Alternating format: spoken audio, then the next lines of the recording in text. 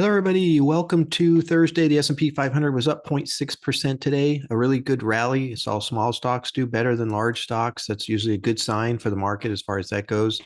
We did have our signals turn today to double red on the stock, and as well as it's been for a while, double red on the bonds. So some caution is warranted here as far as that goes. Some of the good news that really drove the market today had to do with, oil prices coming down, which was nice because that's a big one for, inflationary worries. We saw the gross domestic product be reaffirmed for the second quarter at 2.1%.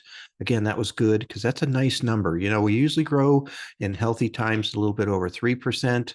Right now in an inflationary environment, a little bit less growth is not bad.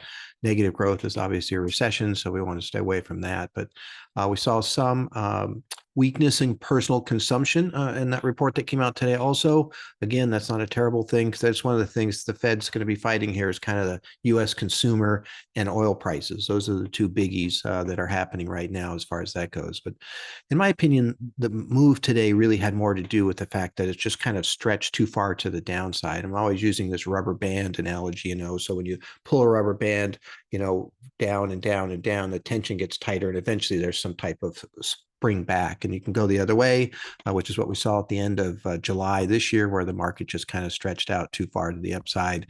They have different measures for this. One's called the RSI, Relative Strength Index. So when that gets to 30, which it hit yesterday, that's often a point that you get a bounce, and then we do get a bounce here. So not positive again. We'll hold up here at this level just because there's not a tremendous amount of support.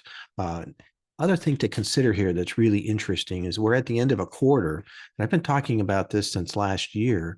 We've had a lot of drops at the end of quarters as these big funds rebalance their portfolio. And then if you look at those same periods, you'll often see, especially if there was a drop, a movement upward right away, like the first day of the year. So this would be, I guess, Monday's going to be the 2nd of October. So interesting to see what happens there. And sometimes that starts earlier. If you look at the end of the year, December quarter, it was the 28th where we hit the low point and then started to rally. And so, it's not the exact last day, but we have seen a lot of rebalancing happening in these very large, especially target date funds that are out there that seem to be having some effect on the markets right at the end of these quarters. So, we'll see if that plays out. Tomorrow's important. We get the PCE, which is a Personal Consumption Expenditure Index. It is a measure of inflation that the Federal Reserve really prefers. It will be for last month. It always comes out pretty much on the last day of the next month, so it's a little bit late.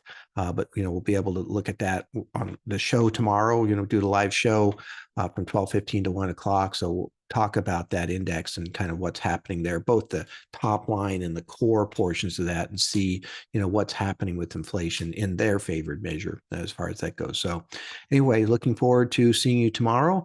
We'll analyze that at that time, and hopefully you can join us. Thank you.